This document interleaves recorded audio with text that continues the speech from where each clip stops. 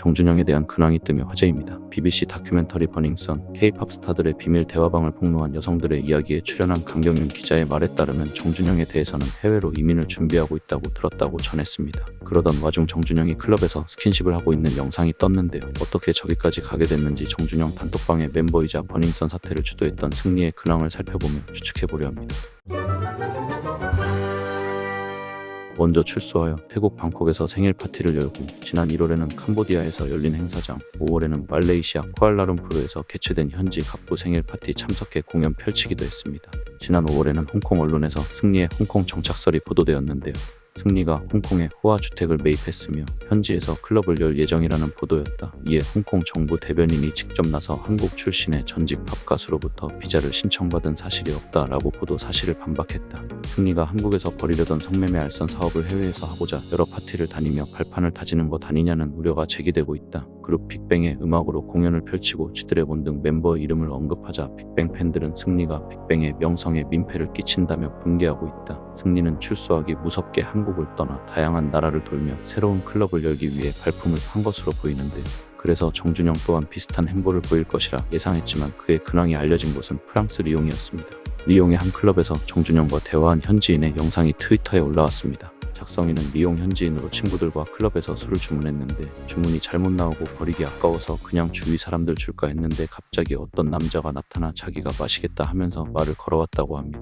그 남자가 바로 정준영입니다. 현지인은 얼굴을 보자마자 정준영인 걸 알아봤지만 확신하지 못하는 상태였고 정준영은 본인을 준이라고 소개하며 현지인 무리의 SNS 아이디를 물어봤으며 아이디 사진을 찍어갔다고 했습니다. 이후 글쓴이는 확신이 가지 않은 상황에서 정준영으로 추정되는 남성의 타투를 기억했다가 검색해보았고 정준영이라는 것을 거의 확신했다고 합니다. 정준영이 떠난 이후 다른 한국 남자가 다가와 정준영을 가리키며 한국 유명 가수라고 말했고 그래서 정준영인 걸 확신한 것 같습니다. 그리고 나서 정준영은 다른 어린 프랑스 여자와 스킨십을 하며 춤을 췄다고 했는데요. 말리고 싶었으나 해당 소녀까지 끌어들이게 될까봐 어떤 행동도 취하지 못했다고 전했습니다.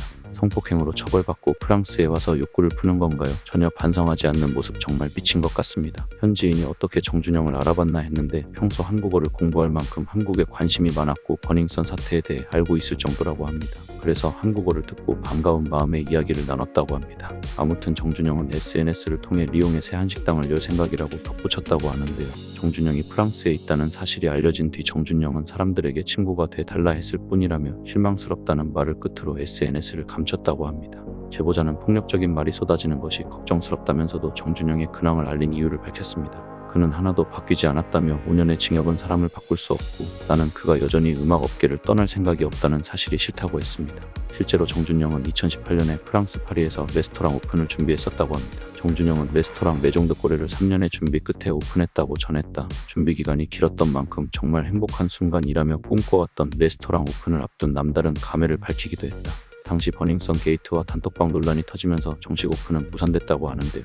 6년 전 향수를 잊지 못하고 다시 프랑스를 찾아가 레스토랑을 열려고 하는 것 같은데요. 승리도 그렇고 정준영도 그렇고 징역을 살고 오긴 했지만 얼마나 돈이 많으면 해외에서 이런 생활을 하나 싶은데 홍콩에서도 거부당한 승리를 보면 과연 정준영은 프랑스에서 레스토랑 오픈을 성공할지 궁금하네요. 마지막 한마디, 사람은 고쳐 쓰는 게 아니다.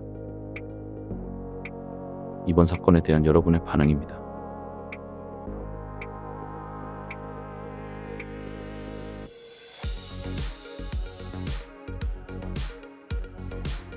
여러분의 생각은 어떠신가요? 댓글로 의견을 남겨주시길 바랍니다. 끝까지 시청해주셔서 감사합니다. 구독과 좋아요 부탁드립니다.